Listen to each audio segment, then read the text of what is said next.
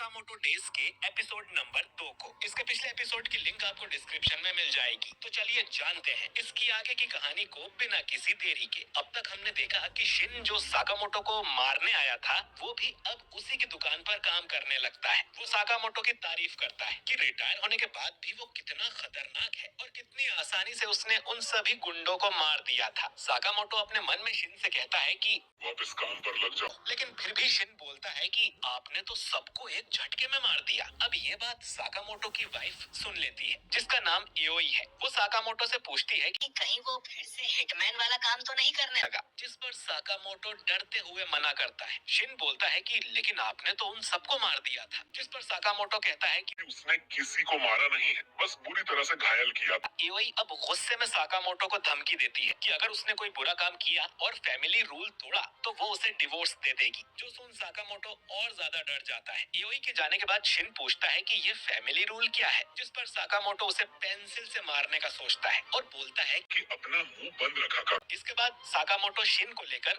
Nikita China town जाता है। उसे यहाँ से अपनी दुकान के लिए कुछ सामान लेना था, लेकिन शिन देखता है कि वो यहाँ इतनी दूर खाने के बंस लेने आया था जो कि उसकी फैमिली को बहुत पसंद है। शिन फिर से फैमिली रूल के बारे में पूछता है तो साकामोटो उसे मना कर देता है और क्योंकि शिन माइंड रीड कर सकता है तो साकामोटो कभी उससे मुंह खोलकर बात ही नहीं करता, बल्कि अपने मन में ही उससे बात करता रहता है, जो चीज मुझे काफी फनी लगी। रास्ते में अचानक ही एक लड़की विंडो तोड़कर साकामोटो के ऊपर आ गिरती है, जिससे उसके बंस जमीन पर गिर जाते हैं। कुछ लोग इस लड़की के पीछे पड़े हुए थे, जिनसे वो लड़ने को तैयार हो जाती है। इस लड़की का नाम है मिस्ट्री गर्ल लू शाओटेंग। शिन साकामोटो से कहता है कि हमें यहाँ से निकल लेना चाहिए, लेकिन साकामोटो अब भी अपने बंस को लेकर बैठा था जो खराब हो गए हैं। वो गुंडे अब लू पर अटैक करते हैं, लेकिन लू अकेले ही उन सब की पिटाई लगा देती है और शिन देखता है कि वो ताइची मार्शल आर्ट्स यूज कर रही थी। एक टकला आदमी अब लू को पीछे से पकड़ लेता है और बाकी गुंडे उसे चाकू मारने लगते हैं, लेकिन साकामोटो अपने चमचे से उस चाकू को पकड़कर तोड़ देता है और फिर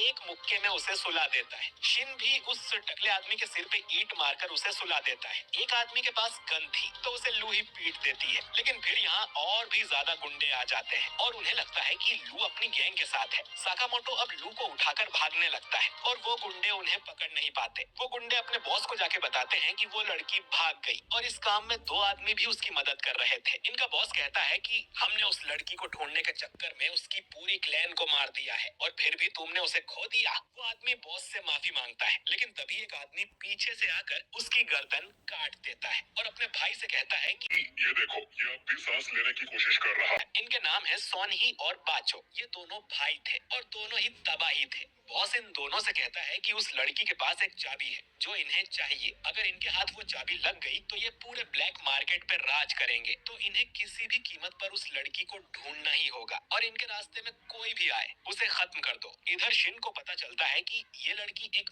माफिया फैमिली की बेटी है और उस फैमिली का नाम लू क्लैन है और वो गुंडे लू के पास जो चाबी है उसके पीछे पड़े हुए हैं। ये चाबी उनकी क्लैन की एक हिडन वॉल्ट की है जो लू को उसके पेरेंट्स ने दी थी। शिन कहता है कि इस चाबी को तुम फेंक क्यों नहीं देती, ये उसकी जान से ज्यादा कीमती है क्या? लू कहती है कि उसके मॉम और डैड इस चाबी को प्रोटेक्ट करने में मारे गए हैं, तो अगर ये चाबी उसने गुंडों को दे दी तो ये ऊपर जाकर अपने पेरेंट्स को क्या मुंह दिखाएगी। लू कहती है कि ये तुम लोगों की प्रॉब्लम नहीं है और वो यहाँ से जाने लगती है। साकामोटो अब लू से पूछता है कि क्या उसे बंस बनाने आते हैं? लू कहती है कि डैड ने उसे सिखाया था। शिन साकामोटो से कहता है कि हमें इस झमेले में नहीं पड़ना चाहिए, ये लड़की उसे ठीक नहीं लग रही। साकामोटो कहता है कि आज की शॉपिंग यही कैंसिल करते हैं, हमें इस लड़की को प्रोटेक्ट करना है और अगर ये जिंदा घर पहुंच गए तो लू को इनके लिए बंस बनाने होंगे। लू कुछ बोल पाती उससे पहले ही बाचो वहाँ आके साकामोटो के मुंह पर जोर से लात मारता है, जिससे वो एक बिल्डिंग के अंदर जा गिरता है। ये लोग बातें कर रहे थे और इतनी देर में ही ये दोनों गुंडे यहाँ आ गए। लू शिन को बताती है कि ये दोनों जुड़वा भाई हैं और हिटमैन हैं। ये बहुत ज्यादा पैसे चार्ज करते हैं, लेकिन कभी अपने टारगेट को जिंदा नहीं छोड़ते। ये सीरियल किलर्स हैं जिन्हें लोगों को मारने में मजा आता है। ये लोग सनकी हैं और अपने विक्टिम्स का सिर काट के उनका स्केच बनाना इनकी हॉबी है। बाचो ये सुनकर बोलता है कि हम तो फेमस हो गए,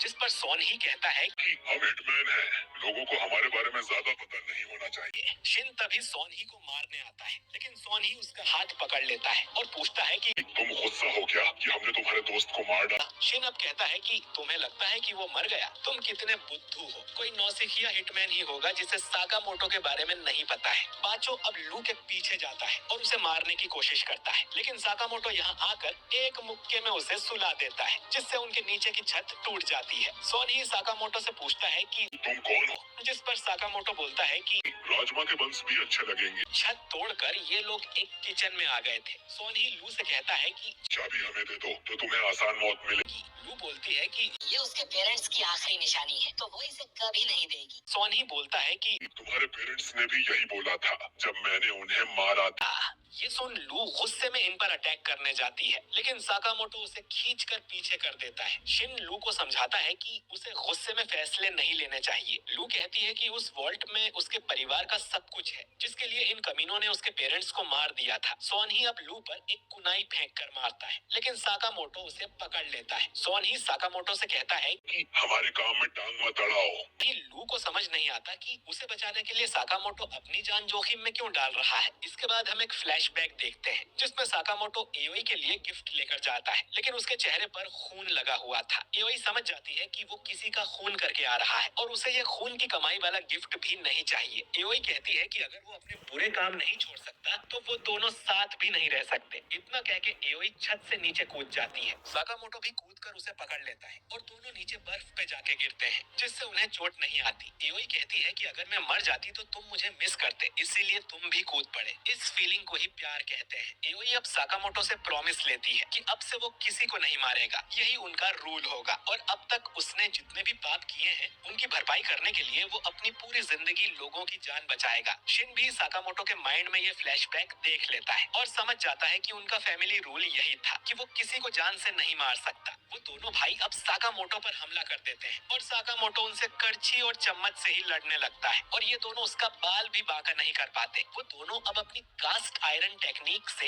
एक साथ साकामोटो पर हमला करते हैं और उसे काटने की कोशिश करते हैं, लेकिन साकामोटो उन सभी अटैक्स को डॉज कर देता है, बल्कि उसकी एक नस खिंच जाती है, जिस पर शिन बैंडेड लगा देता है। सोन ही सोचता है कि उनके इस अटैक से आज तक कोई नहीं बच पाया है, फिर इतना बड़ा होने के बाद भी साकामोटो पर एक खरोच भी कैसे नहीं आई। इसके बाद ये अपनी और खतरनाक टेक्निक यूज करने का सोचते हैं, लेकिन साकामोटो बाचो के सिर पे एक बर्तन दे मारता है और सोन ही का हथियार तोड़ देता है। सोन ही अब साकामोटो को छोड़कर लू की तरफ जाता है, लेकिन शिन उसका दिमाग पढ़कर उसे पीछे खींच लेता है और फिर साकामोटो उसके सिर पे फ्रिज दे मारता है और दोनों भाई की बत्ती गुल हो जाती है, जिन्हें शिन एक रस्सी से बांध देता है। लू पूछती है कि आखिर तुम दोनों हो कौन? जिस पर साकामोटो कहता है कि हम एक दुकान पर काम करते हैं। इधर बॉस गुस्सा हो रहा था, ये सोन ही और बाचो कहाँ रह गए। वो खजाने से भरा वॉल्ट उसके सामने ही था, लेकिन उसे खोलने के लिए उसे चाबी चाहिए। तभी साकामोटो और शिन बाचो और सोन ही को लेकर यहाँ आ जाते हैं। बॉस को समझ नहीं आता कि ये दोनों अंदर कैसे आ गए। तभी लू पीछे से आकर बॉस की गर्दन पे चाकू रख देती है, जिसे देख बॉस रोते हुए माफी मांगने लगता है। अब लू उसे जान से तो नहीं मारती, लेकिन उसकी पूरी तरह से धुलाई कर देती है और बोलती है कि हर बात पे लोगों को मारना ही जरूरी नहीं होता, हमें पास भुलाकर एक हैप्पी लाइफ जीना चाहिए, ऐसा उसके डैड कहा करते थे। इसके बाद लू उस चाबी से वॉल्ट को ओपन करती है। उसमें खजाना पड़ा हुआ था, लेकिन साथ में कुछ किताबें, सीडी और खिलौने भी रखे हुए थे। एक किताब में लिखा हुआ था कि लू क्लैन का जो हेड होगा उसे अपना सबसे कीमती आइटम यहाँ रखना पड़ेगा। तो अलग अलग हेड ने अलग अलग आइटम यहाँ रखे हुए थे। लू के डैड ने एक ड्रिंक छोड़ी हुई थी, जो वो लू के बड़े होने पर उसके साथ पीना चाहता था। इसके बाद साकामोटो अपने बंस निकालता है, जो उसने अभी तक रखे हुए थे। ये कुचले गए थे, लेकिन अब भी स्वादिष्ट लग रहे थे और तीनों उन्हें खाने लगते हैं। अगले दिन से लू भी साकामोटो के यहाँ काम करने लगती है। वो यहाँ पर पोर्क बन बनाया करेगी। शिन बोलता है कि तुम्हारे पास तो इतना बड़ा खजाना है, जिस पर लू कहती है कि वो अपनी खानदानी चीजों का यूज थोड़ी करेगी। साकामोटो शिन से कहता है कि अब वो भी उसकी फैमिली का हिस्सा बन गया है, तो उसे भी फैमिली रूल को फॉलो करना पड़ेगा कि वो किसी को जान से नहीं मारेंगे। दूसरी तरफ हम एक मीटिंग देखते हैं, जिसमें हमें पता चलता है कि